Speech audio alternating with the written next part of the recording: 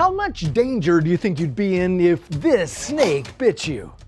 Most of us have no idea. On one hand, its bite might just leave us with a simple flesh wound. Or we could be dead in a matter of minutes. Today, we're ranking some of the deadliest snake species in the world, separating them on a tier list.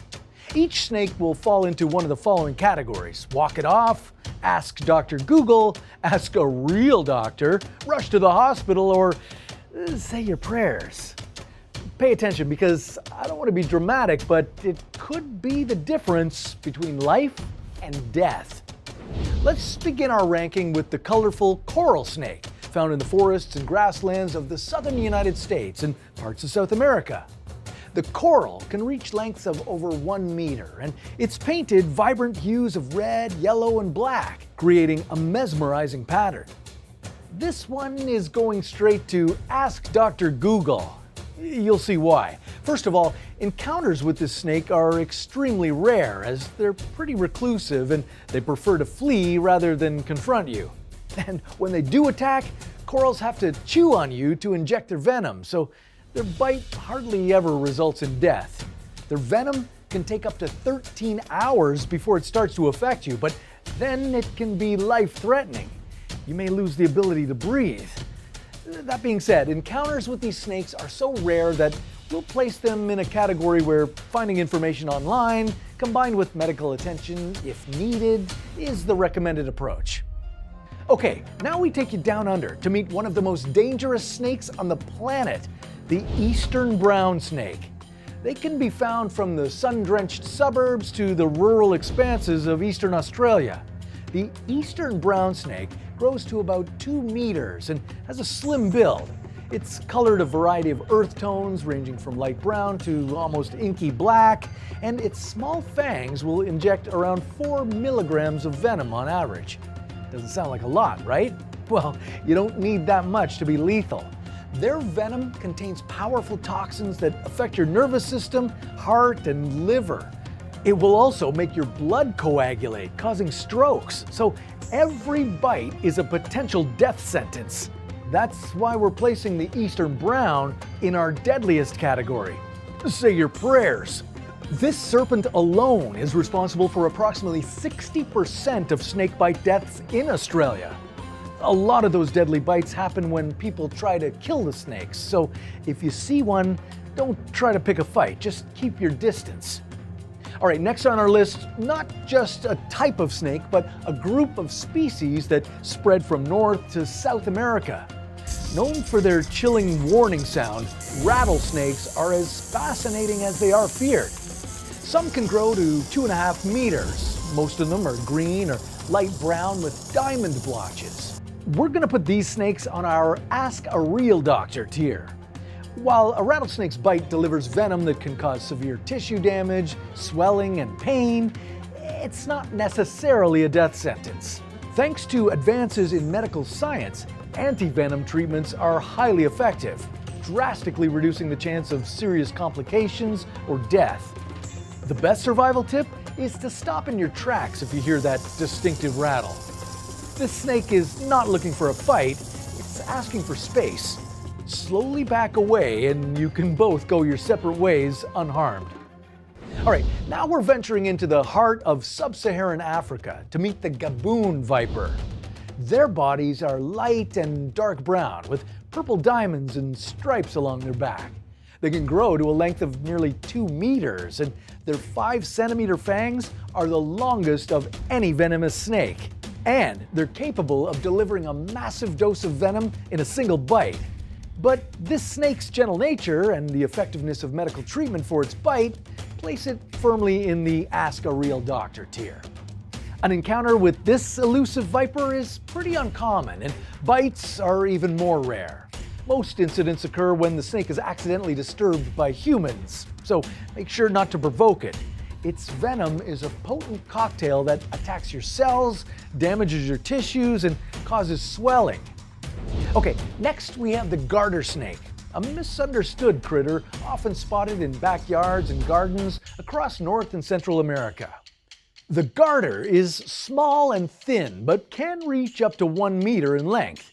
It has a series of stripes that run the length of its body. The stripes will vary in color, often blending in perfectly with their surroundings. Now, the category for this snake is going to be walk it off.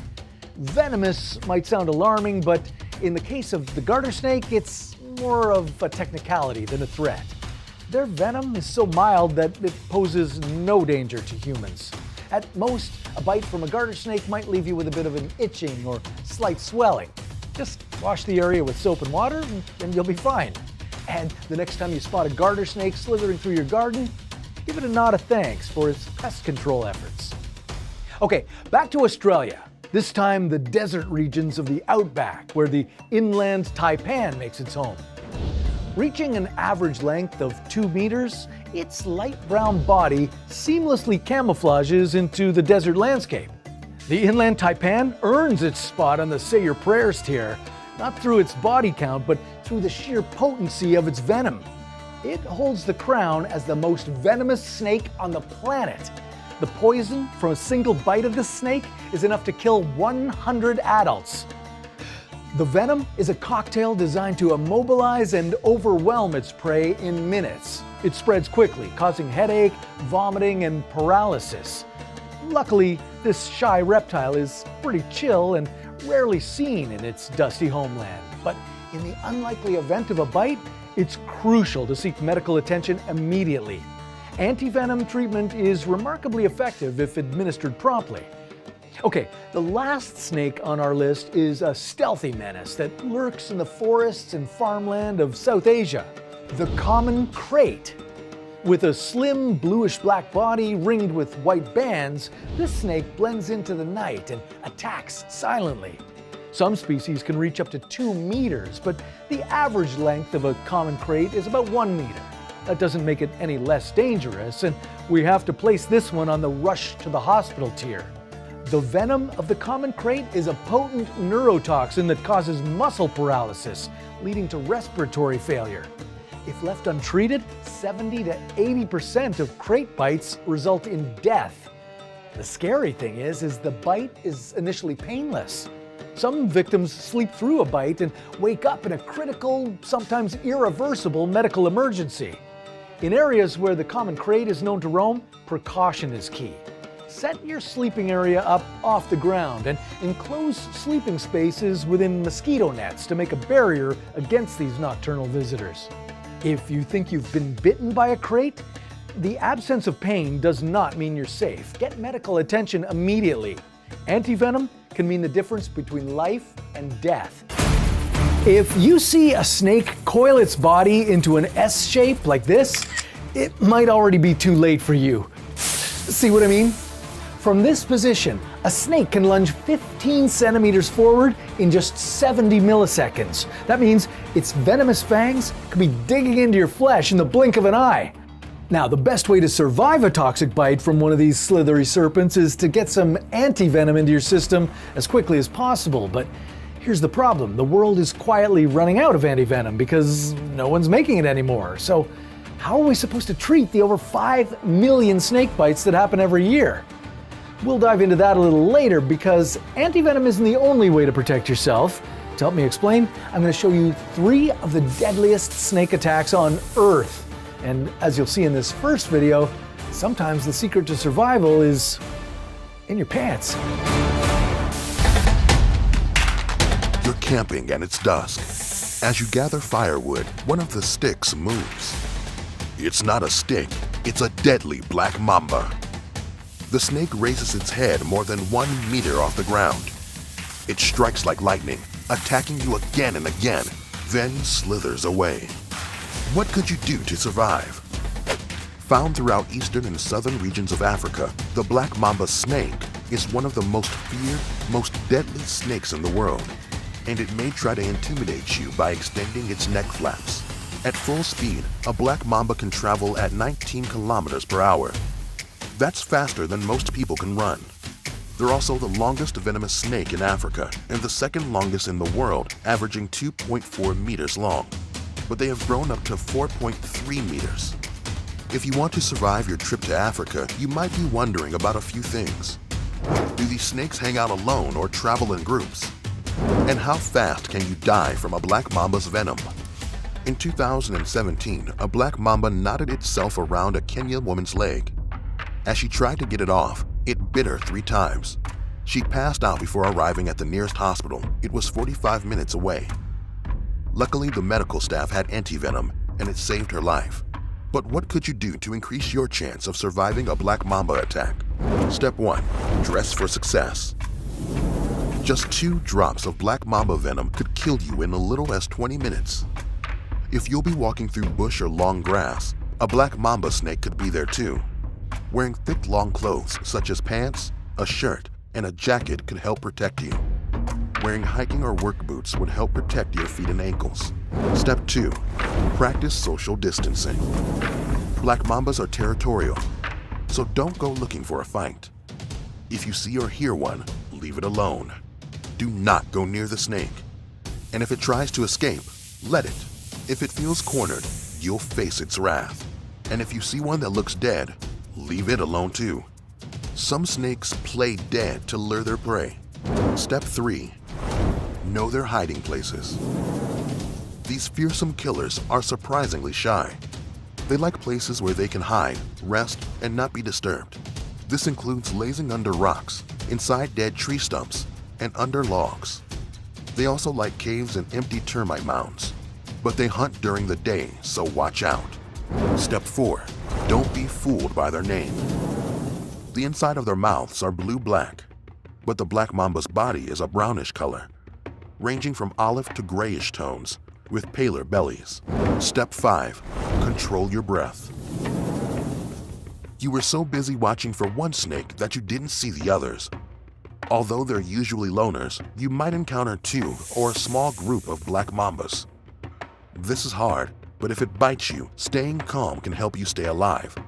You'll want your breathing and heart rate to be as slow as possible to slow the venom spread through your body.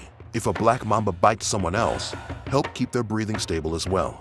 Remove any clothing, rings, necklaces, and any other objects that could constrict their breathing. Step 6. Get antivenom. Within 20 minutes, toxins start acting on the nervous and cardiovascular systems. You might pass out or become paralyzed. And without antivenom, you're guaranteed to die. Scientists have developed an antivenom that counteracts the 10 most venomous snakes in Africa. It has to be injected in your veins because muscles don't absorb it well. It's important not to inject it into or around the bite site, and you may need equipment to help you breathe while the antivenom takes effect. Phew, you're lucky. Friends got you to a hospital and they had the antivenom. And over time, the antivenom will ease your muscle paralysis. You're going to live. Wow, so if scientists have developed such a great antivenom, then our problem should be solved, right? Well, not exactly. You see, our problem isn't that we don't know how to make antivenoms, it's much more complicated than that. Making antivenom is pricey and a tricky process, from milking snake venom to creating antibodies, and the market for these life-saving treatments doesn't bring in big bucks, so drug companies aren't rushing to invest in it. Add to that the short shelf life of these products and the need for refrigeration, and you got a distribution puzzle too. But there's hope on the horizon. There's one country who's figured out a way to produce antivenom without needing snakes at all. But if you want to know how they do it, you got to make it through our next snake first. This guy's venom can rot your flesh and make you bleed out, so good luck. At first, it's an unsettling noise, the grinding of scales rubbing together. That's the sound of the saw-scaled viper, the world's deadliest snake. And it could be the last sound you ever hear. Found in populated areas throughout India, Sri Lanka, and the Middle East, saw-scaled vipers are responsible for more human deaths than all other snake species combined. While they may not have the deadliest venom, they are extremely aggressive. They strike fast, and they don't stop after one bite. The venom can deteriorate blood vessel membranes, overwhelming the body's blood clotting system. One nip can bleed you dry. The venom can also rot flesh. It practically destroys the tissue around the bite. Gross. Making it through the initial encounter is one thing, but you could be faced with losing a couple of toes, maybe even a leg. When threatened, it will rub its scales together. Called stridulation, this produces the telltale sawing sound that gives this species its name.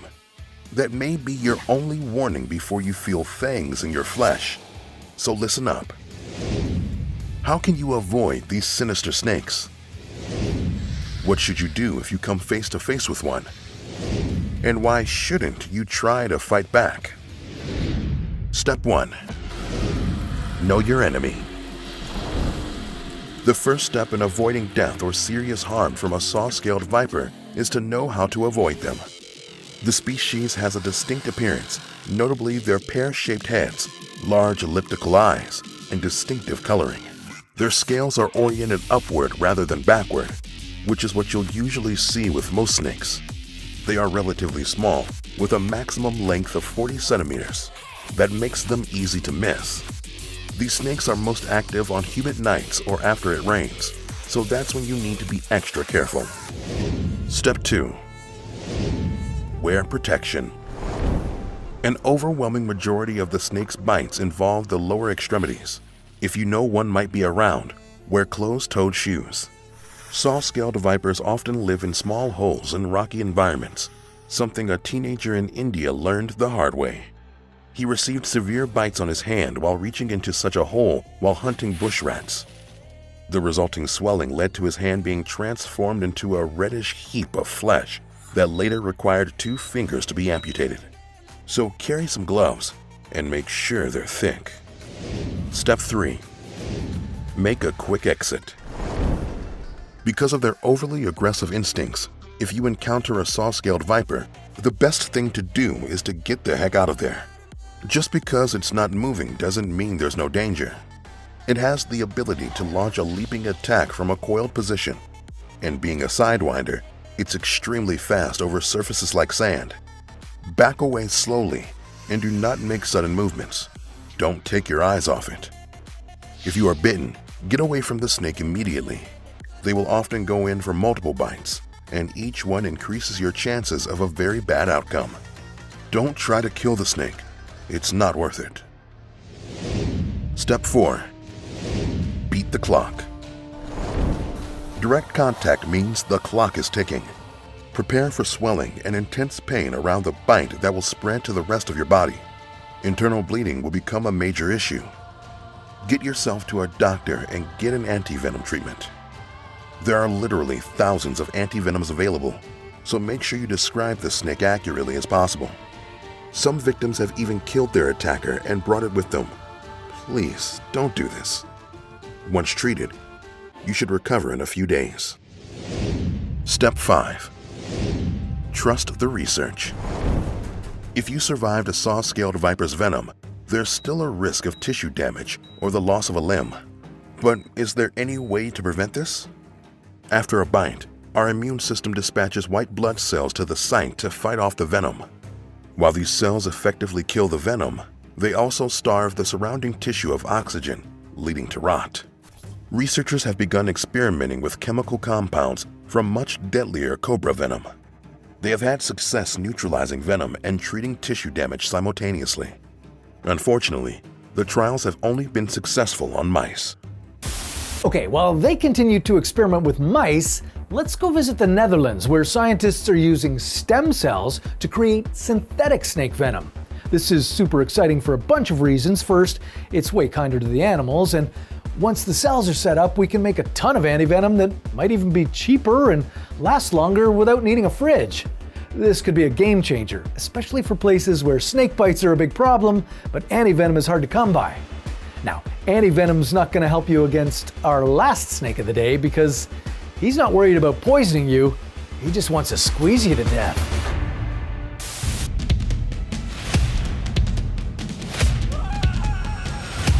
Hearing someone scream snake can cause people to panic. And when you're in the shallow, murky rivers of South America, home to the deadly anaconda, you realize this is not a garden snake coming towards you. It's a green anaconda. These are not small snakes. It's often said that green anacondas can grow up to 9 meters in length, and they can weigh as much as 225 kilograms. Anaconda's prey ranges from 10% of their body weight all the way up to 146%. So humans are fair game. What should you do if you are attacked by this deadly beast? Why is it important to hold your breath? What should you do if you get bit? And how could your teeth become your best defensive weapon? It only takes seconds for an anaconda to wrap around its prey and squeeze it to death. And no matter how strong you are, the snake can create up to 62,053 kilopascal of pressure. Anacondas have a legendary status as man-eaters. So if you're going into anaconda territory, here's some tips to help you survive. Step 1. Push your hand inside the snake's mouth.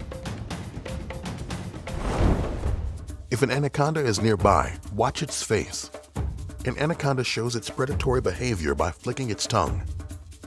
And if it bites you, do not yank yourself away or try to forcefully pull yourself out of its mouth. An anaconda's inner teeth curve backwards to hold on to its prey. So if you try to pull out of the snake's mouth right away, it can cause serious injuries. Getting out in this situation will be much easier if you have someone else to help you. Ask them to slowly open the anaconda's mouth. As they do that, push your hand or whatever body part is being bitten further inside the snake's mouth. This will get it off the snake's fangs. Then you can get out of the snake's mouth without causing even more injuries. Step 2. Wear proper gear. You might feel safer if you wear clothing that's harder for these snakes to bite through. This includes thick gloves, sturdy shoes, and thick clothing. But what if you set out to become snake bait? Paul Rosalie, a naturalist, agreed to be swallowed whole by an anaconda for a TV special. They thought the snake might regurgitate him, and if necessary, they could cut him free. He wore a special carbon fiber suit designed to withstand the snake's fangs, constriction powers, and digestion so he would survive the ordeal. The suit was doused in pig blood to make it more appealing, but when Paul approached the anaconda, the snake was afraid and tried to escape. So Rosalie provoked the snake. It eventually attacked, swallowed him head first, and began squeezing. He was inside the snake for an hour. Then Rosalie was worried that the anaconda was going to break his arm. He cried out in fear and pain and asked the crew to rescue him. They did. Step 3. Hold your breath. If an anaconda grips the middle of your body, do not exhale. It's like a signal to the snake. Every time you exhale, the snake will squeeze tighter. That could prevent you from getting your breath back. Step 4. Stay away from the water. Anacondas like shallow, murky rivers, so stay on land or get yourself to land as fast as possible when anacondas are around. They're great swimmers, but they're not fast slitherers on land. Run towards land and keep running until you get as far away as possible. Step 5. Bite the snake. You couldn't get away fast enough. An anaconda put the bite on you, and it has no intention of letting you go. Remember, its weakest spots are its tail and its eyes. Go on the offense, open wide, and bite the snake's tail as hard as you can. It will cause the anaconda tremendous pain, and hopefully the snake will let go. Use your fingers as aggressively as you can and poke its eyes. Eyes are a crucial organ that these huge snakes will try to preserve. The truth is, a human is not an anaconda's ideal prey. Its average meal weighs around 18 kilograms. Hey, you like my How to Survive shirt? Well, you can get one of your own. Of course, we have a merch store, you didn't know? Check it out at shop.underknown.com. You can get this shirt, or maybe you'd prefer our How to Survive Snake Island hoodie. Yeah, I thought so. Hoodies, hats, tees, mugs, stickers, books. We got it all at shop.underknown.com. Pick up something for that special someone in your life. They can slither anywhere and strike faster than the blink of an eye. Every year, snakes bite nearly 5.5 million people worldwide, and some of those bites are caught on camera. Today, we've collected the most terrifying, surprising, and tragic snake attacks ever recorded on video. How to Survive presents 6 snake attacks you'll wish you never saw. Number 6. The Fearless Shaman. Nek Tadang was an Indonesian shaman, famous in his small village for handling deadly animals without any fear. Sadly, his last act was caught on video in 2020. He had captured a king cobra and prepared a show for his neighbors. As usual, he started handling and spinning the cobra, smiling at the audience, but things soon got out of hand. After the snake's first spin, he had to catch it when it tried to bite his face. Unfortunately, the snake managed to twist and bite his wrist. Some of his enthusiastic audience screamed in fear. Tadang pretended to scold the cobra as villagers came to help him clean the wound, but he insisted on continuing.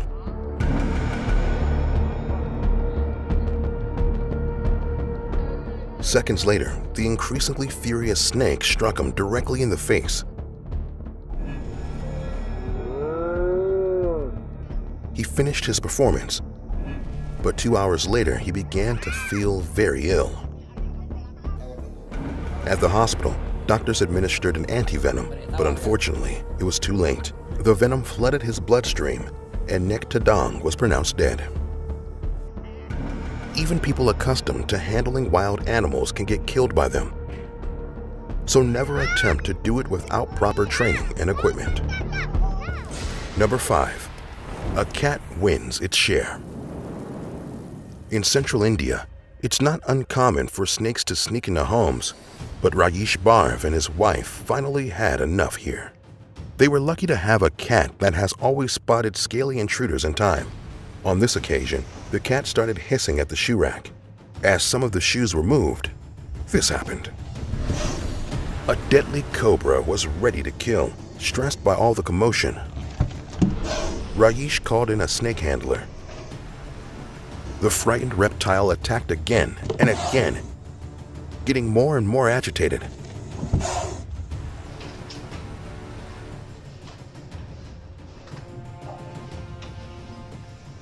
The handler managed to get hold of the unwanted visitor for a short period of time, but had to release it until a jar could be found to keep it in. As the man started the rescue all over again, the cobra unfolded its hood and tried to strike. Experience and ingenuity allowed the expert to finish the job and bring his latest success story to a shelter. If you live in an area where snakes are common, don't forget to close windows and doors to prevent any unwanted slithering guests. Number 4. The Caught Charmer. This 35-year-old man is a professional performer with many years of experience handling venomous snakes. On this particular day, he was performing with a king cobra. The venom it releases in a single bite can kill 20 humans, even an adult elephant.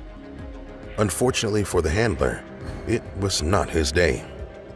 After a few turns, the snake lunged towards his arm and bit him. Only a few minutes after the bite, he fell unconscious and stopped breathing. He was rushed to the hospital and spent 3 days on life support. He was lucky to be alive, but more than a week after his close encounter, he still had burn-like wounds all over his body. The only thing that saved this man was immediate medical attention, so never approach a deadly cobra in the wild without anti-venom in your pocket. Number 3. The Slithering Nightmare. This terrifying video will give you plenty of material for your own future nightmares. It's 2019, and this 75-year-old grandmother is sleeping in her Bangkok home when an intruder sneaks into her room. At first, the lethal python remains still, perhaps just looking for a cool place to spend the night. But soon the woman begins moving in her sleep. Her foot wiggling is just inches from the deadly trespasser. The snake remains alert, perhaps feeling threatened by the movement. The lady's foot moves again, and the beast lunges forward. It takes a second for the woman to react after the fangs dig into her skin. At first, she thinks it's just a bad dream. She wakes up and finds something worse than a nightmare. A python coiled in front of her bed, ready to strike again. Fortunately, she managed to get out of the room and call for help. Experts think that the snake entered the woman's room through the bathroom pipes. Yet another reason to be careful when reaching for toilet paper in the bathroom. Number 2. When stunts go wrong. Artivo Duarte is a famous Brazilian activist known as the Ninja of Serpents. He regularly performs dangerous stunts with deadly animals to raise awareness about deforestation in the Amazon. But, every once in a while, a stunt can go wrong. This time he wanted to put the head of a huge python in his mouth while he already had a tarantula resting on his tongue. The tarantula behaved as expected, but when he tried to add the snake into the mix, disaster struck. The reptile bit him straight on the face. After a few terrifying and painful seconds, the python let go. Pythons have no venom, so Artivo's life was not threatened. Still, please, never try this at home. Number 1. A curious tourist. Watching charmers at a snake park in Thailand from a distance is one thing, but trying to imitate them, well, this Chinese tourist was invited to kiss a snake as part of the show. As she approached, the snake turned its head and bit her directly on the nose. The rest of the tourists screamed in terror. The handlers were as shocked as the poor woman. She struggled in pain as the snake gripped her face. Finally, the staff managed to free the 29-year-old woman. She was taken to the hospital where she received 8 stitches to her nose. The company that organized the show paid her about $3,000 in damages and stated that tourists would no longer be allowed to get up close and personal with the snakes.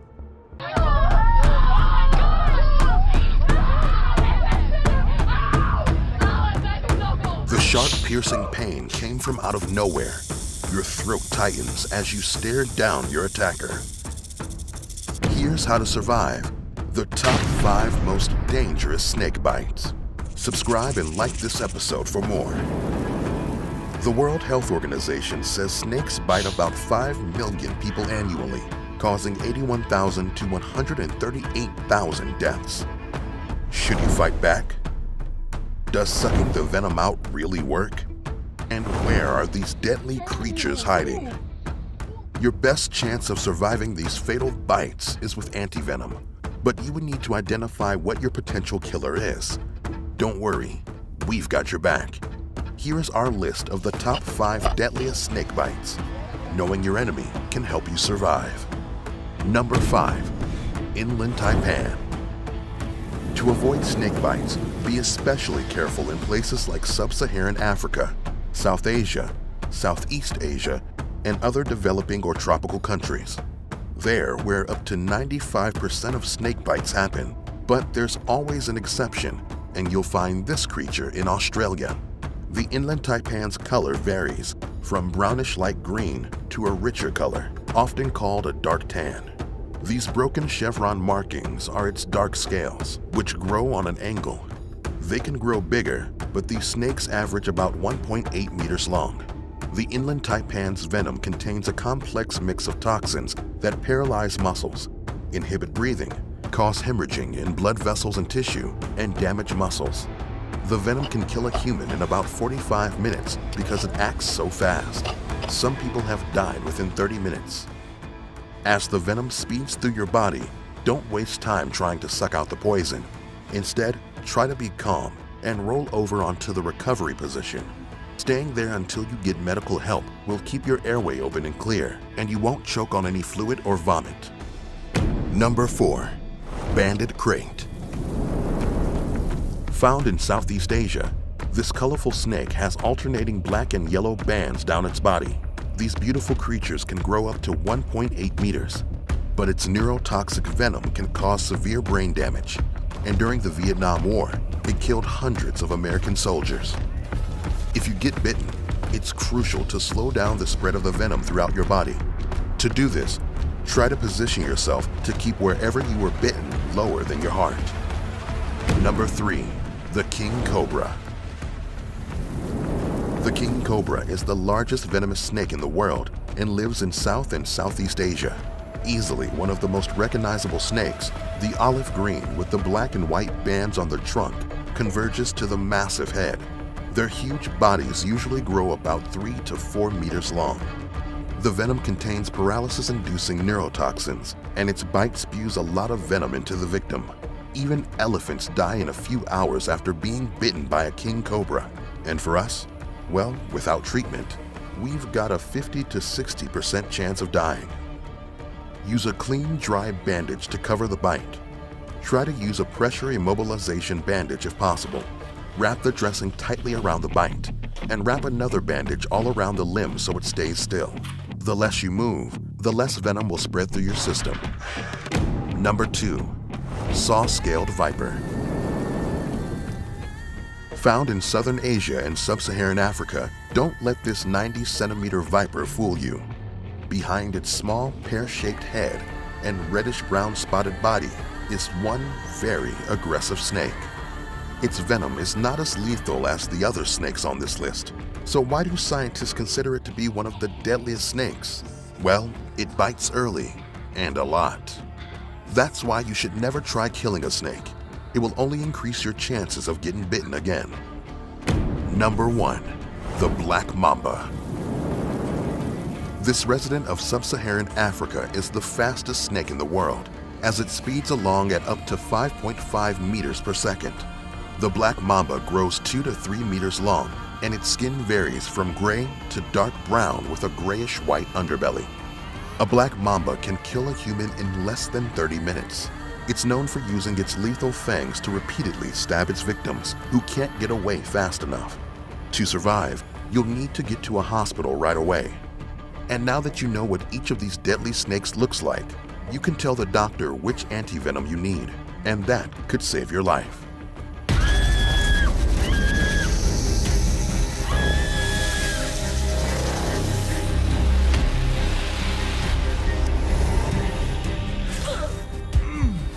During a trip to Costa Rica, Michael Levent began to experience excruciating pain.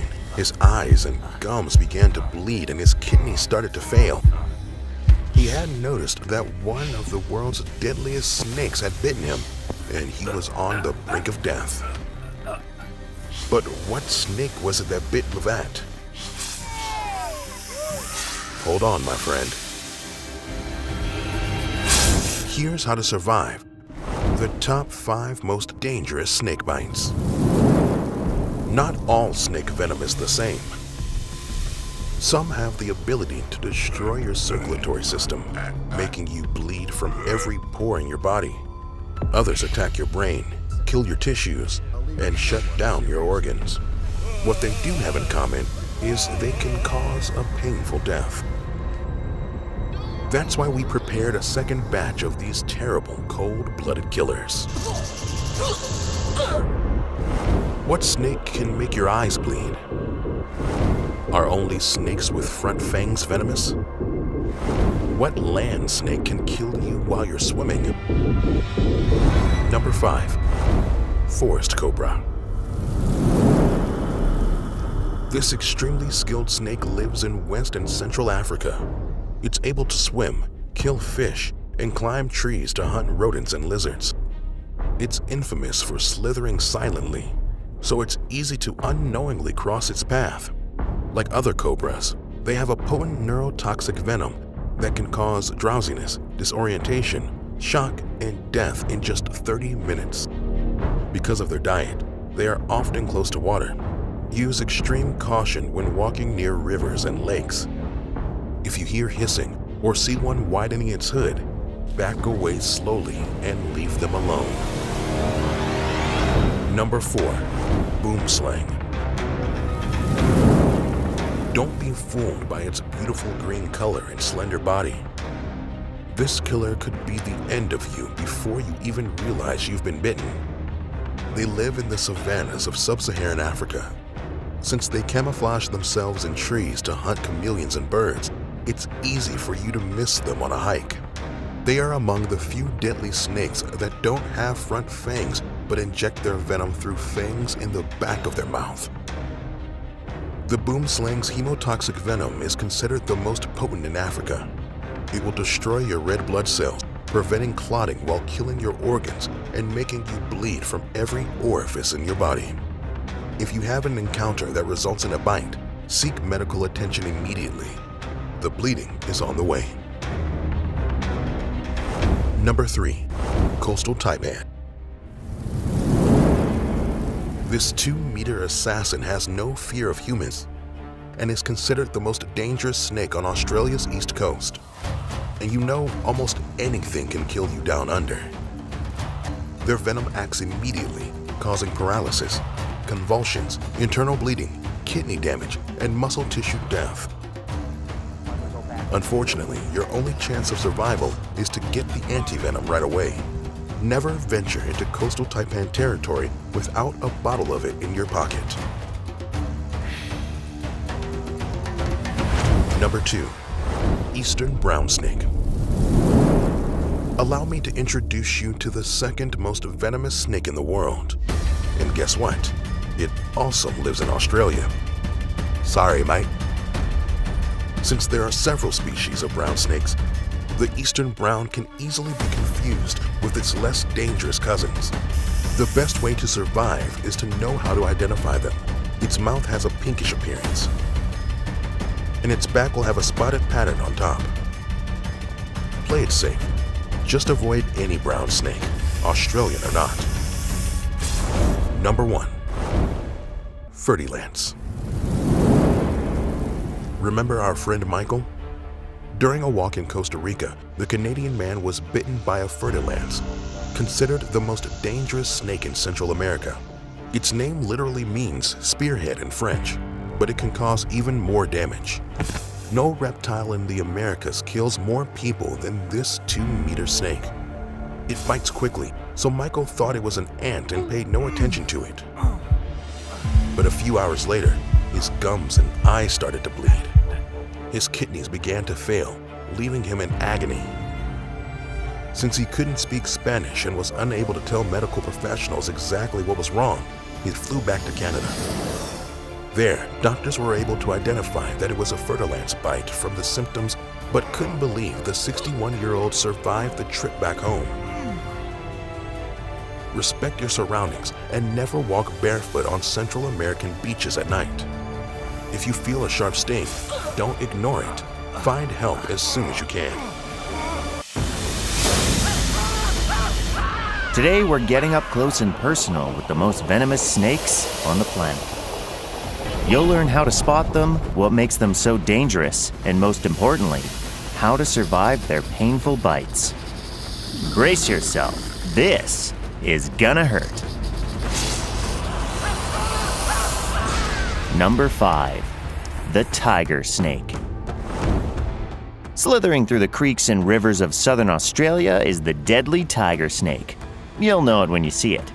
Tiger snakes have distinctive stripes across their bodies that make them easy to identify. You know, kind of like a tiger. And like a tiger, you shouldn't mess with it. If you're unlucky enough to be bitten by a tiger snake, you can look forward to a world of hurt. Its venom contains neurotoxins that can cause serious damage to your nervous system, weakening your muscles and potentially leading to paralysis or death within just 15 minutes. If you come face to face with a tiger snake, watch out for its warning signs. When threatened, it will raise itself up and hiss loudly. If that doesn't scare you off, the snake will inflate and deflate its body, a telltale sign of an incoming attack. Sounds pretty intense, right? Better get that first aid kit ready, because we're just getting started. Number 4. Cottonmouth. These venomous snakes are native to the southeastern United States and can often be found hanging out near bodies of water. While they prefer the taste of turtles and fish, the cottonmouth snake isn't above taking a chunk out of you.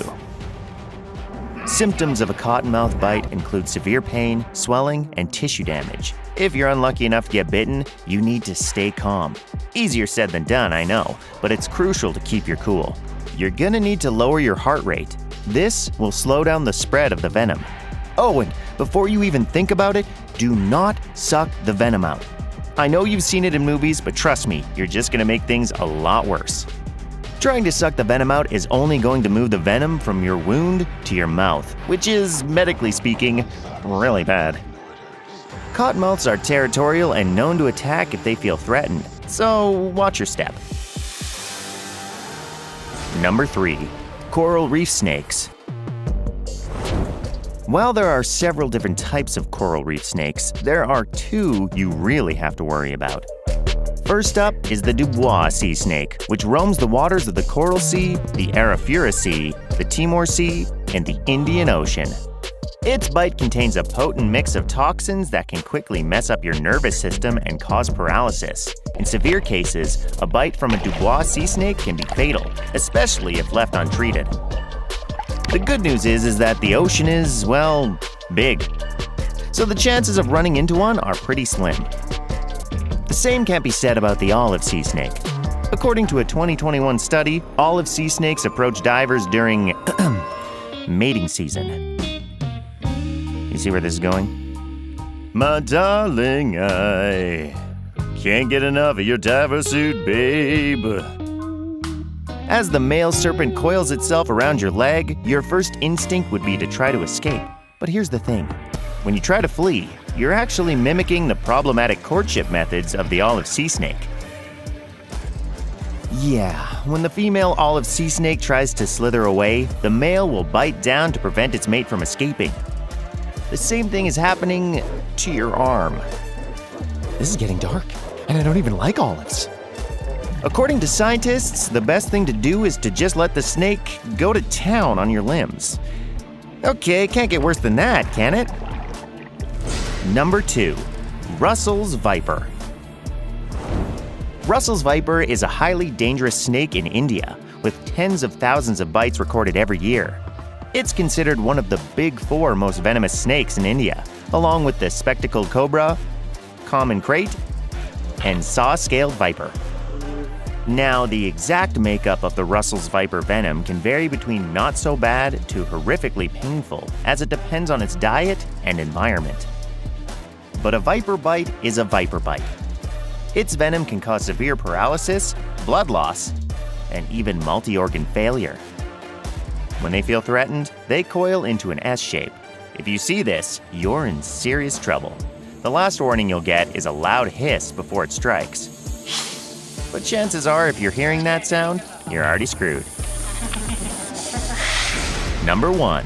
Puff Adder. Don't laugh. I know the name is a bit silly, but trust me, the reason why is terrifying. Measuring up to 1.5 meters long, the puff adder is extremely aggressive and is more than equipped to handle you. Not only does it blend in with its environment, it can actually sense vibrations in the ground, making it an incredibly dangerous hunter. The venom from the puff adder is highly toxic and can wreak havoc on your nervous system, cause internal bleeding, and paralyze you. These symptoms can progress quickly and can be life-threatening. Luckily for you, there is an anti-venom available. That is, if you can make it to the hospital in time. You've just been bitten by a golden lancehead viper.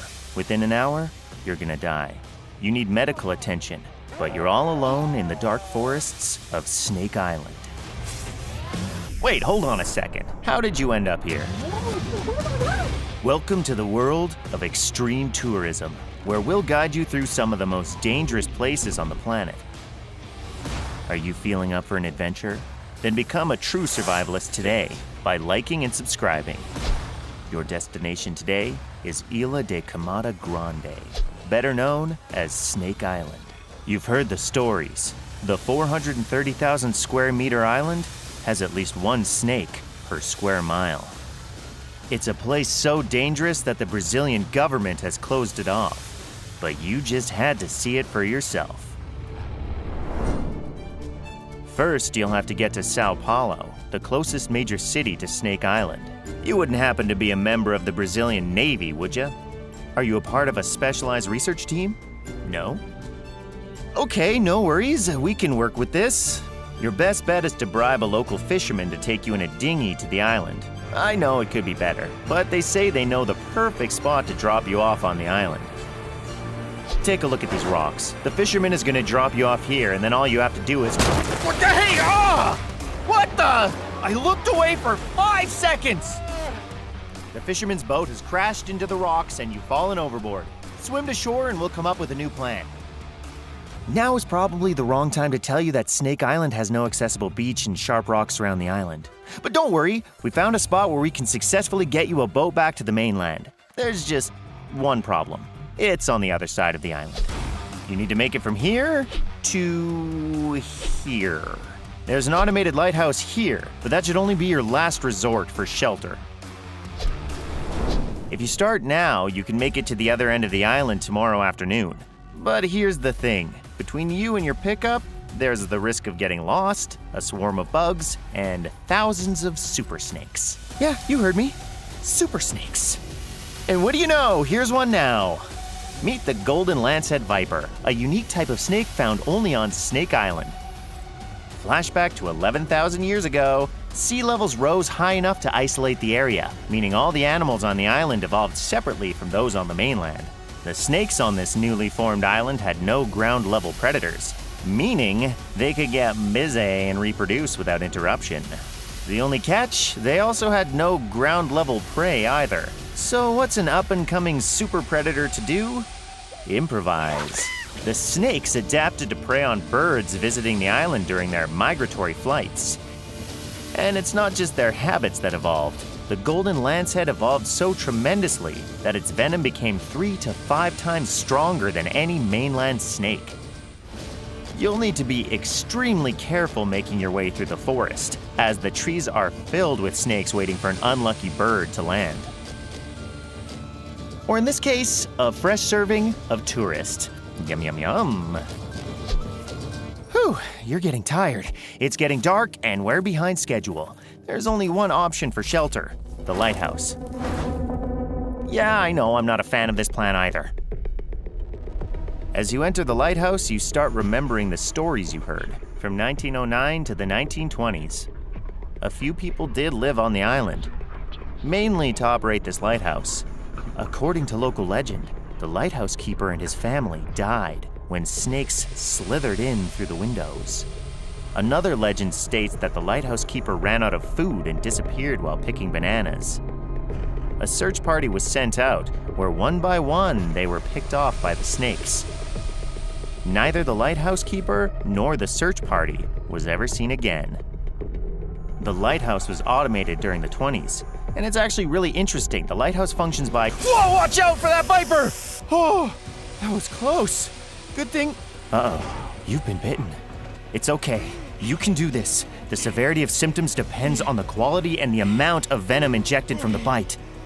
How do you feel? Weak? Achy? You've only got about 60 minutes before the venom kills you. That means you need to act fast. First, expose the bite site by cutting or removing your pants to treat the snake bite.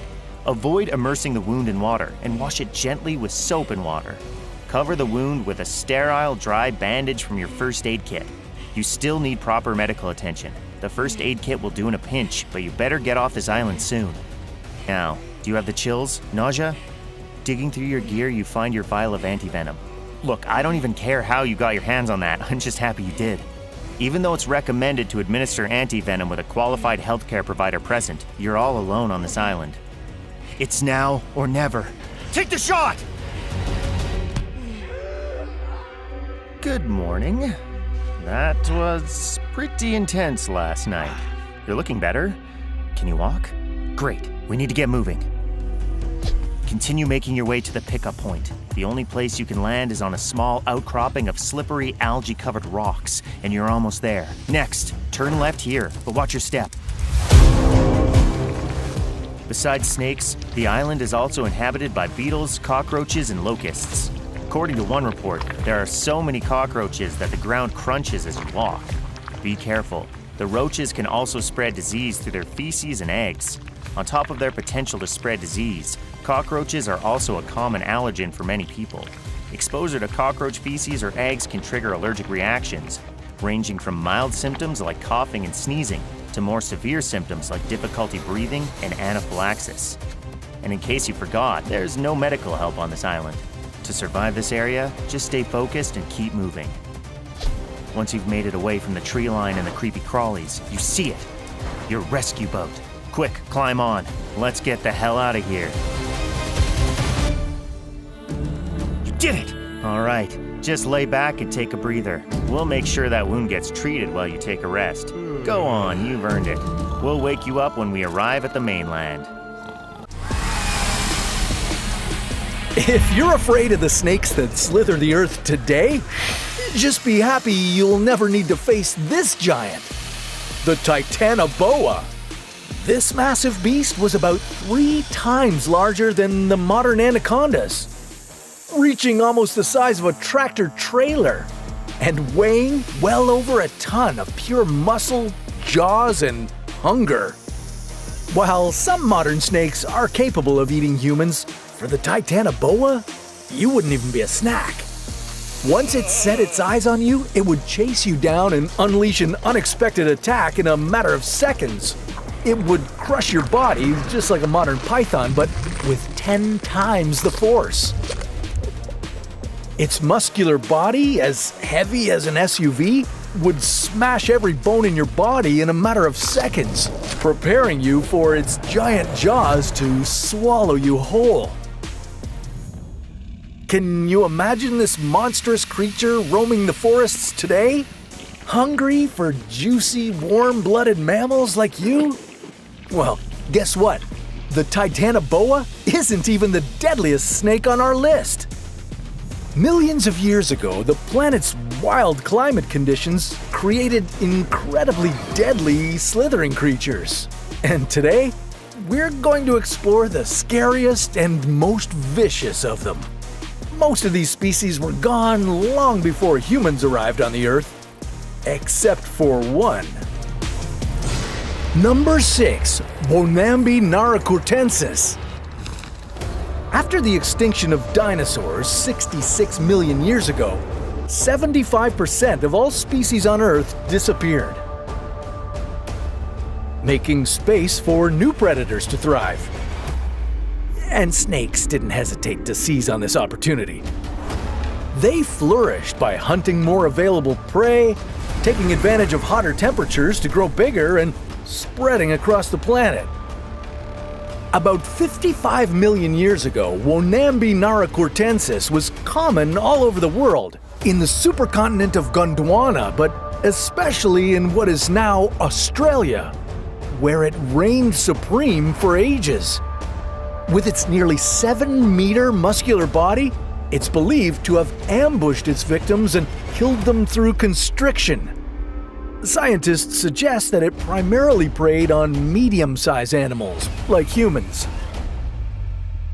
Bonambi survived in Australia up to 50,000 years ago, when humans were already around. Unfortunately, it's possible that more than one of our very early ancestors ended up in the jaws of this prehistoric monster.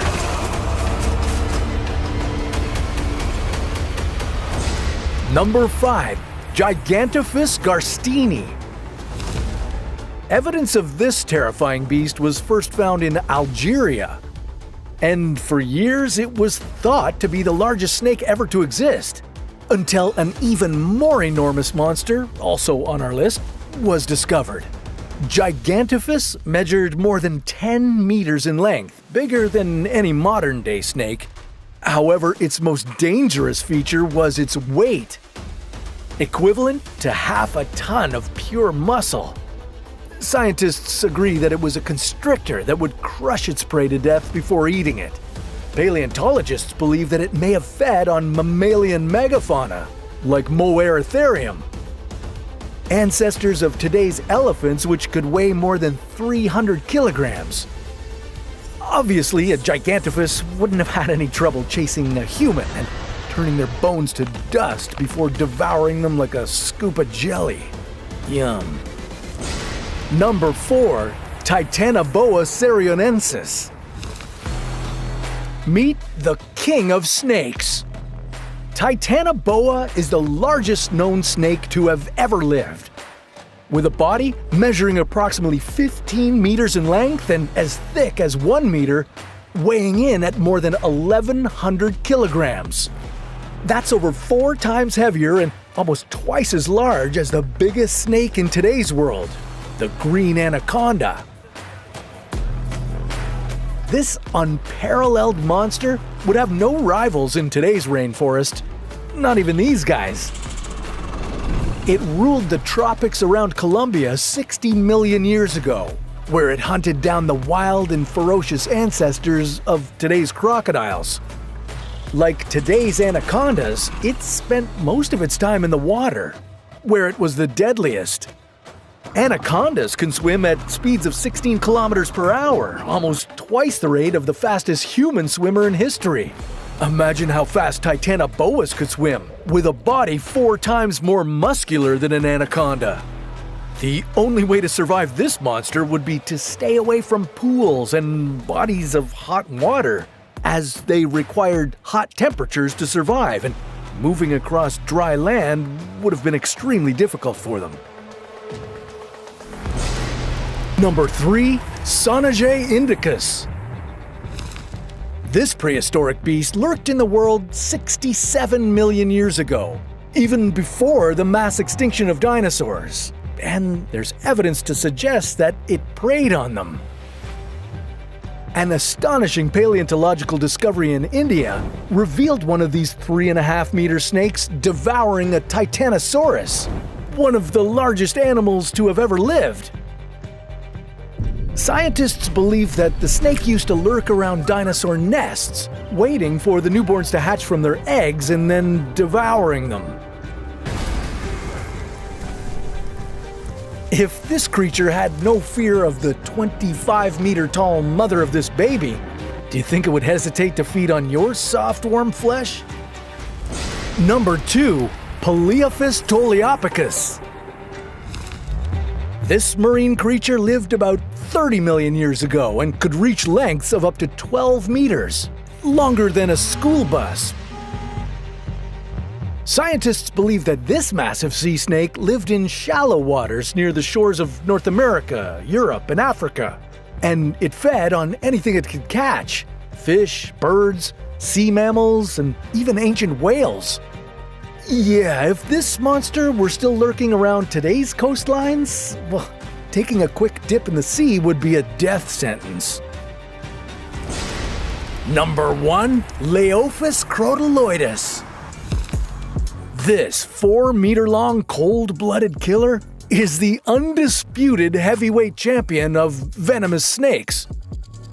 Like a rattlesnake, Leophis was a viper that could inject deadly venom through its hollow fangs. The critical difference is that it could grow up to 4 meters in length, nearly twice the size of the largest modern rattlesnake. It was larger, stronger, and heavier, weighing up to 26 kilograms, almost 5 times heavier than the biggest venomous snakes alive today. It roamed Greece about 4 million years ago, hiding in the grass and seeking out prey. If it were to come back to life, you'd never walk in tall grass ever again. Fortunately, today's snakes aren't as giant as these prehistoric monsters, but unfortunately, they've become more cunning, finding new ways to hunt down prey and, in extreme scenarios, humans. Her strike is incredibly fast and devastatingly accurate. The inland taipan is the most venomous snake in the world. Just one bite from what some people ominously refer to as the fierce snake contains enough venom to kill 100 adults. The good news is that human attacks are rare, given the snake's remote habitat. However, attacks have happened, and to no surprise, the consequences have been severe. A love affair turned nightmare when Nathan Ketkuti was bitten by his new pet, the deadly inland taipan. Handling snakes for a living will certainly increase your chances of being bitten by one, and Nathan was no exception. But that doesn't mean the average person can't fall victim to the inland taipan. This was the case for a 17-year-old who decided to keep the venomous snake as a pet. Not a good idea. He took himself to Kurri Kurri Hospital, along with what is believed to be his pet snake. He needs to take out a lottery ticket. He is extremely lucky to still be alive. With only half an hour to administer anti-venom after you've been bitten, you'll need to act fast. And with a chance of being paralyzed well before that, if you happen to be alone when you're attacked, well, let's just say you need a miracle to survive. Why do the inland taipan's scales change color depending on the season? Why do they behave so differently from coastal taipans? And what should you do if you're bitten by one in the wild? Before you get paralyzed with fear, make sure to like and subscribe for more incredible survival stories. Found in Central East Australia, the inland taipan averages just under 6 feet in length, but some have reached over 8 feet. But what it lacks in size compared to other snakes, it certainly makes up for with its potent venom. The inland taipan mainly hunts long-haired rats, which live in the dry, remote outback. But they've also been known to go after other rodents and warm-blooded mammals. Most snakes will corner their prey, attack once, and quickly retreat. But the inland taipan is a rare exception. It will attack multiple times in quick succession, injecting more venom with each bite to ensure that its meal is paralyzed quickly. With fangs ranging between 3.5 and 6.2 millimeters, you would certainly know if you were bitten by one of these guys. And if the initial bite doesn't catch your attention, you can guarantee the venom will.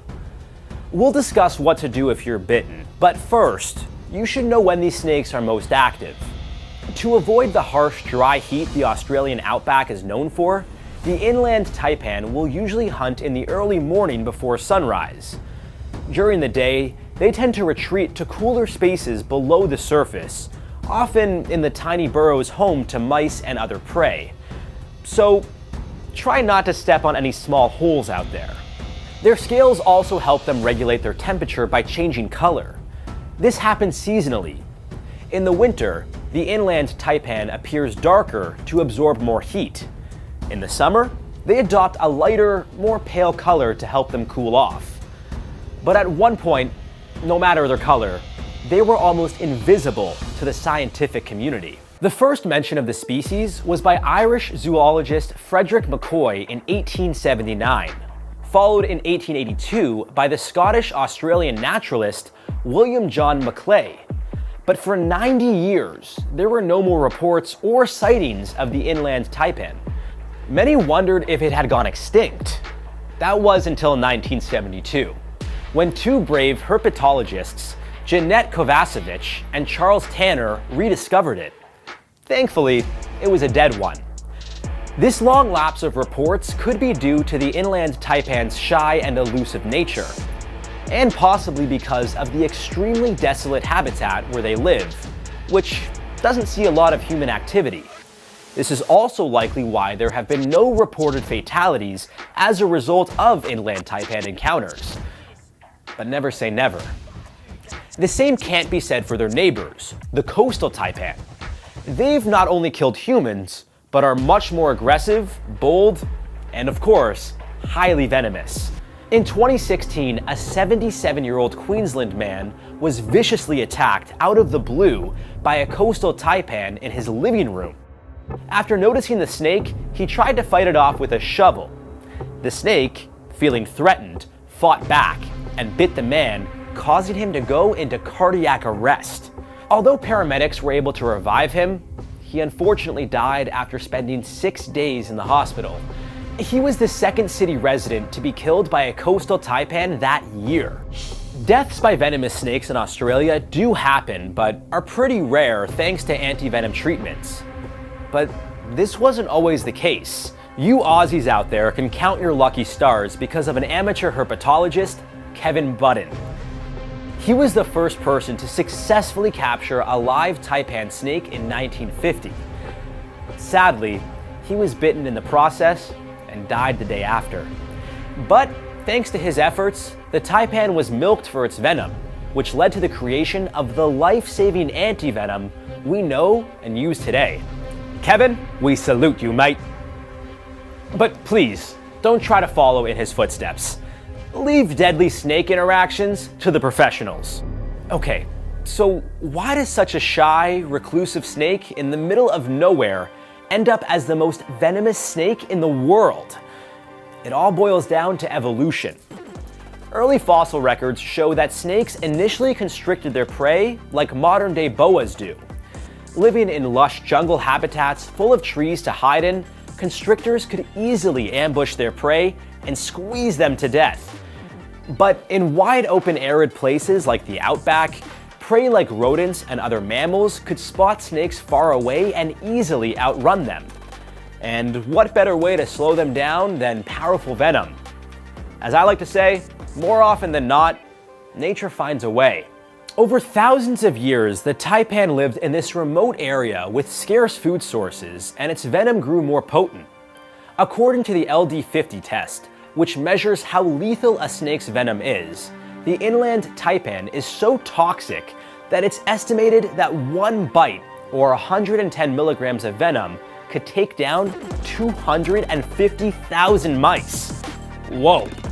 Who needs pest control when you've got these guys, am I right? Still, interactions are possible, so I'm here to give you your best chance of survival. The first thing you should know is that when they feel threatened, the inland taipan will raise their body in an S shape as they prepare to strike. Do not provoke it. The most obvious way to avoid being bitten by one is to steer clear of them at all costs. And maybe consider not hiking through this barren wasteland in Australia. But if you're adventurous, I recommend wearing thicker boots, traveling when the sun is up, and of course, watching your step. Don't put your hand in crevices or small cracks looking for things. Scout out a safe spot before sitting down for a short break as well.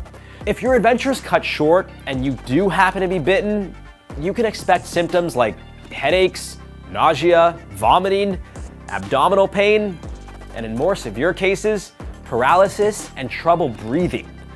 If you aren't given anti-venom in time, well, death is also a symptom. That's probably the worst one.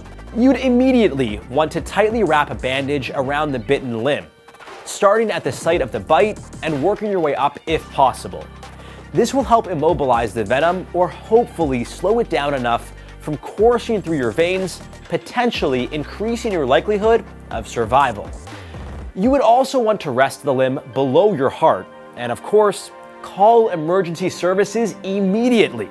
With medical treatment, surviving is very likely. Just ask the 19-year-old amateur herpetologist Nathan, who after days in hospital, survived an attack from his pet inland taipan. He blames himself for being attacked, claiming he was feeding his snakes and cleaning their cages on the same day. The smell of rodents on his hands likely caused the snake to attack. Another snake handler, Ricky Harvey, also had a scary encounter with a pet inland taipan that bit his thumb. While selling the snake, he moved it from its cage into a bag. However, he had trouble opening the bag, and that's when the snake attacked. Of course, I question why anyone would want this snake as a pet, but that's besides the point. Thankfully, Harvey was able to remain calm, which may have bought him some time as he made his way to the hospital and was administered the necessary anti-venom. But what would happen if you didn't have access to the anti-venom? Say you're traveling in the outback, alone, get bitten, and within minutes, paralysis kicks in. Things are looking bleak. You die. So let's get into the details of what happens to your body. How does the venom affect your blood and organs, and why does it cause paralysis? You might already be familiar with the black mamba snake, which is also known for its deadly venomous bites.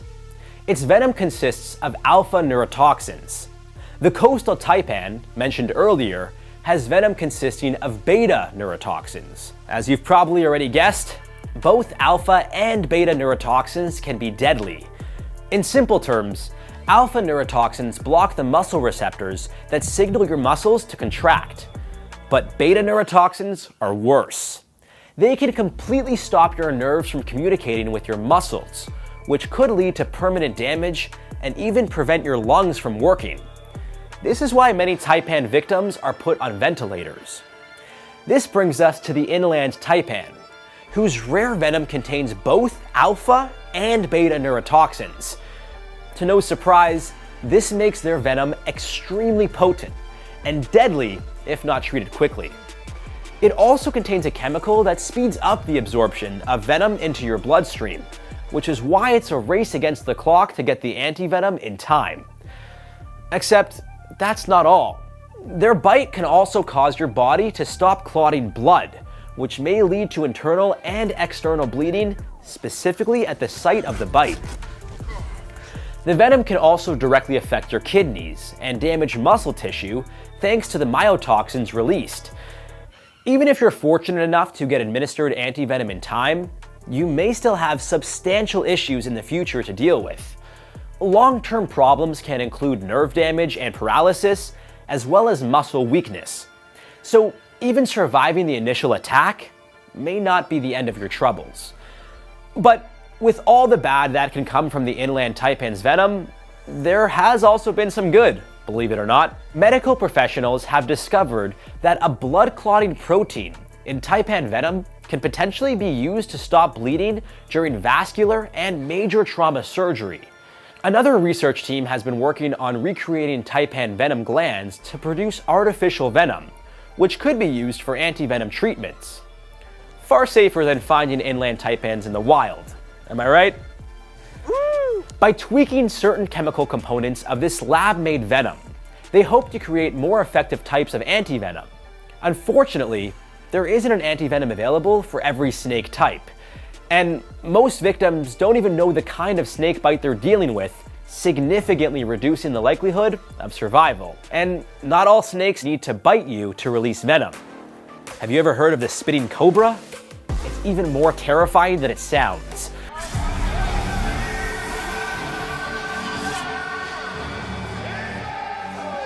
Out of the many ways people show devotion to their religion, snake preaching is one of the stranger ones. It also happens to be one of the deadliest. Cody Coots says he was cleaning snake cages Monday when he was bitten by a 6-foot rattlesnake. The practice dates back to the early 20th century in American Christianity, mostly observed by isolated churches in the Appalachian region, and still continues to this day, despite the risks. To no surprise, people have died attending these services, and many more have dealt with nasty snake bites but survived. For Jamie Coots, it was a family tradition he was proud to uphold. Over 22 years, he was bitten at least 8 times, refusing any medical help or anti-venom following each incident. He strongly believed it was the power of faith that healed him. But when he was bitten a 9th time, it would prove to be his final sermon. Pastor is dead from a poisonous snake bite. Police say Coots refused medical treatment for the bite at his home on Saturday night. Snake preaching isn't the only potentially deadly occupation involving snakes. Snake charmers, amateur snake catchers, and stunt performers have all fallen victim to the serpent's wrath. And let me tell you, dying from a snake bite can be excruciatingly painful. Consider this video as a warning, so before you slither into this episode, viewer discretion is advised. Was Jamie Coots responsible for the murder of one of his churchgoers? How does snake charming really work? And how did a snake rescuer save his own life after being bitten? Dating back to the early 1900s, snake handling gained popularity when George Hensley, a minister, started touring the southern United States. He'd bring with him the words of God and venomous snakes. Those who believe in the ideologies behind snake handling often refer to the Bible, specifically the Gospel of Mark, chapter 16, verses 17 and 18. They shall take up serpents, and if they drink any deadly thing, it shall not hurt them. They shall lay hands on the sick, and they shall recover. Churchgoers who practice this faith believe that if they are bitten or infected by deadly venom, the power of prayer will heal them. A belief that Jamie Coots would take to his grave. I believe that when it's my time to go, there ain't a doctor in this world can keep me here. Growing up around venomous snakes, Jamie Coots understood that a single bite could kill him, but didn't fear the possibility. In his mind, either God would save him, or it would be his time to go. As a third-generation serpent handler, Jamie followed in the footsteps of his father and grandfather before him. In 1978, his granddad, Tommy Coots, founded the church that he and his father preached in, the Full Gospel Tabernacle in Jesus' Name. Located in Middlesboro, Kentucky, it's just one of an estimated 125 snake-handling congregations in the Appalachia region. Prior to his death, Jamie led the congregation weekly, often holding snakes high in the air while singing, dancing, and speaking with fellow believers. And let's just say the snakes weren't big fans of this. Jamie would often be left with bite marks. His skin would change color and blister. A rattlesnake bit me here, rattlesnake here. Before his killing blow, the worst Jamie had to deal with was the loss of his middle finger. This happened when a rattlesnake bit him during a sermon. Before he knew it, his arm slowly turned purple, and eventually, the venom coursing through his veins faded. But it was still strong enough for Jamie to lose half of his finger. It was the most pain I guess I've ever felt in my life during the time that it was rotting, and I knew something was going on. I just didn't know what for the first month. That much of the bone was exposed before it broke off. That's nasty. Of course, given his profession, it was only a matter of time before he ran into legal troubles. Due to the dangers associated with snake preaching, it's against the law in most states. On top of that, many of the snakes in Jamie's possession were not only dangerous, but illegal to own. In 2008, Jamie was arrested and charged with buying, selling, and possessing illegal reptiles. In total, 60 snakes were confiscated from his home, including 42 copperheads, 11 timber rattlesnakes, 3 cottonmouth water moccasins, 2 cobras, a western diamondback rattlesnake, and a puff adder. That's quite a collection. In 2013, Jamie would again run into legal trouble, this time for crossing into Tennessee with venomous snakes while driving back to Kentucky. Although he had legally bought the snakes in Alabama and had the receipt to prove it, the lawmakers in Tennessee didn't seem to care. After a month in court, Jamie pleaded guilty to a misdemeanor charge and forfeited his snakes. He was given a year of unsupervised probation, but was inspired to raise awareness for his beliefs. In October 2013, he published an article in the Wall Street Journal calling for snake handling to be protected under the religious freedom provisions of the US Constitution. That same year, National Geographic aired the series Snake Salvation, which starred Jamie and documented his way of life. This included how he ran his congregation, and even followed Jamie and his fellow worshippers on their amateur snake catching expeditions. Unfortunately for Jamie, just a few months after the show aired, he was in the national spotlight for a different reason. It was a Saturday night in February, and Jamie was leading a group of around 40 churchgoers in a sermon. Everything was going smoothly until he was bitten on his hand by a 2.5-foot timber rattlesnake. According to Jamie's son, Cody, his father was handling 3 rattlesnakes moments before the bite. Within minutes, Jamie started throwing up, claiming his face felt like it was on fire. Shortly after, he lost consciousness. Cody, along with 4 other churchgoers, carried Jamie to the car. On the way home, he said he heard his father take a final deep breath. Once they reached their house, he was brought into the living room and placed on a recliner. Shortly after, paramedics arrived, but Jamie's wife, Linda, signed a form declining medical intervention. Although the paramedics urged the family to take Jamie to the hospital, they knew he would have opposed the idea. Cody explained it was against his religious beliefs. He always told me, you get bit, you either die at home or God brings you through. Jamie never regained consciousness after leaving the church, and at 10:16 p.m. on February 16, 2014, a deputy coroner officially pronounced the pastor dead. Even though Cody saw his father die right before his eyes, he decided to continue the family's legacy by becoming the church's new pastor.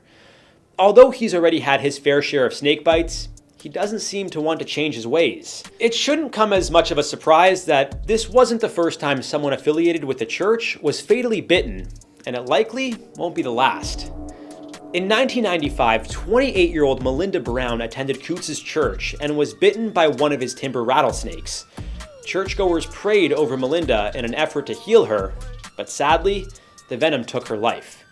Jamie was initially charged in connection with her death, but the judge decided not to proceed with the case.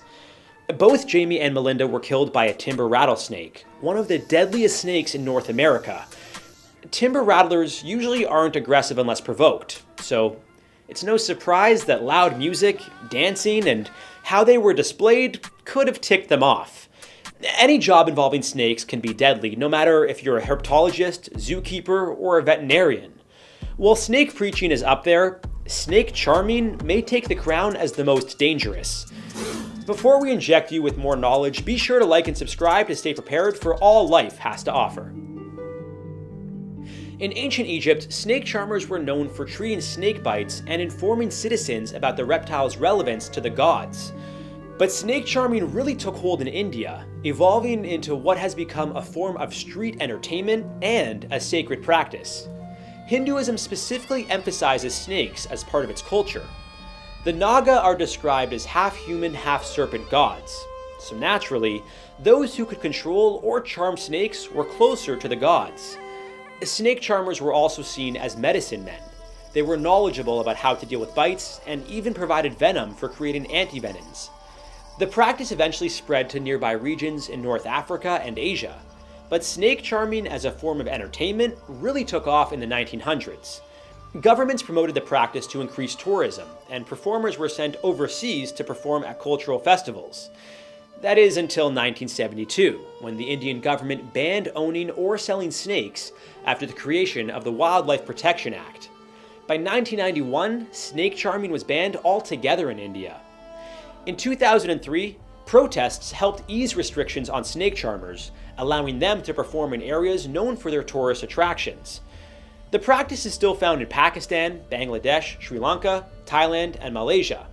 It also endures in North African countries such as Egypt, Morocco, and Tunisia. Although snake charming seems dangerous, the charmers usually aren't within striking distance of the snake. To reduce risk, some will even remove a snake's fangs or partially sew its mouth shut, both of which are considered unethical. While you might think a snake is calmed by the enchanting music, it actually can't hear it.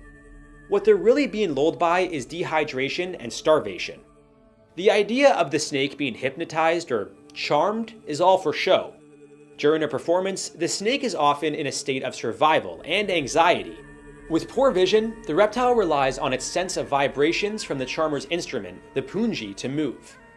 In addition, the snake follows the movement of the punji and the charmer to keep themselves safe. Over the years, the entertainment side of snake charmers has evolved thanks to daredevils known as snake stunt people, who are exactly what they sound like. In 2023, 20-year-old Abdul Manir was putting on a show for locals in a village in Indonesia. While attempting to kiss his pet cobra, it struck and bit him on the nose. Following the incident, Manir was rushed to a local clinic for treatment. Unfortunately, the snake's toxic venom was so potent it paralyzed his vital organs, killing him before he could be transferred to a hospital with the medical equipment needed to save his life.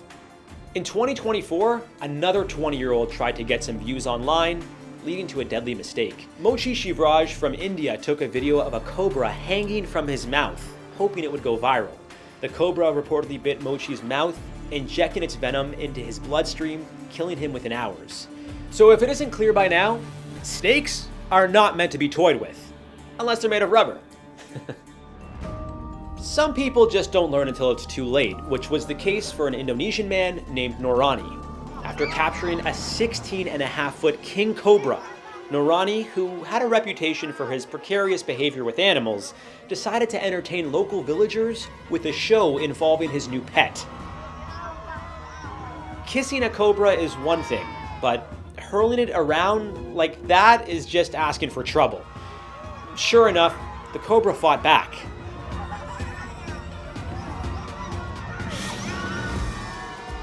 Thinking that the show must go on, Nurani pulled the snake off his arm and continued as if he wasn't possibly just injected with deadly venom. While smiling, he then started tapping the snake on the head as a form of punishment for its unruly behavior.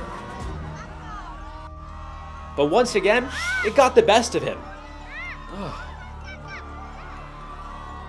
Nurani played off the attack again and thrashed the giant reptile while local villagers kept their distance. Later that evening, the showman started to feel ill and went to a local hospital where he was given an anti-venom. Unfortunately for him, it was already too late. Not all those who work with snakes do it for the thrill. Some are simply trying to help their community.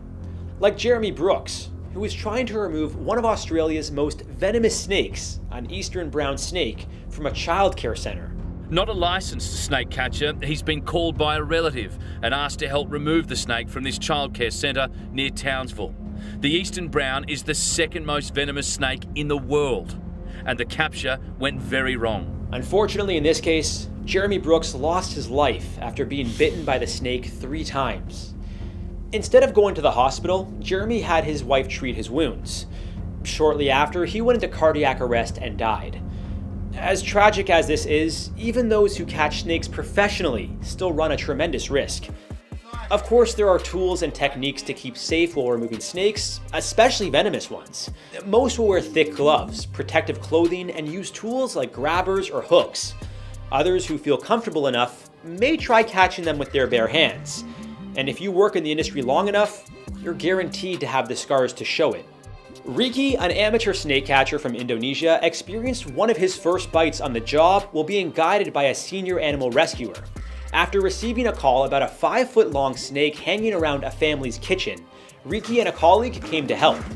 Riki was bitten twice before successfully catching the unwanted visitor. The snake jumped at me. My hands were in front of my chest since I wanted to move to catch it. That was when it first attacked and bit my hand. I'm still just learning to catch snakes. Thankfully, it was just a green vine snake, which has weaker venom than most, but Riki still felt its aggression and had the scars to show it. Vava Suresh is another Indian snake catcher who was called to extract a dangerous guest. This time, it was an 8-foot-long king cobra from a family's garden. See? This is why I don't garden. The cobra struck him before he eventually got it in a bag for safe removal. It was able to inject its deadly venom into Suresh's knee, leading to a hospital visit. The good news is that Suresh knew exactly what to do. This wasn't the first time he had dealt with a snake bite. He has reportedly survived over 300 venomous bites throughout his career. I mean, wow, talk about perseverance. This guy is a beast.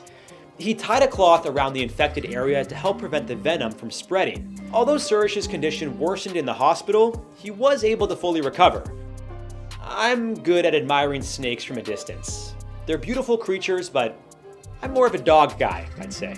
But you may not always see a snake before it's too late, especially for those living in Asia, where venomous snakes like cobras, kraits, and pit vipers run rampant. From a friend's barbecue to your office, and even laying in bed while trying to catch some sleep. Ugh. Okay, time to cancel my Airbnb in Thailand. So if you're heading into snake country, be sure to educate yourself about all the deadly varieties you might encounter.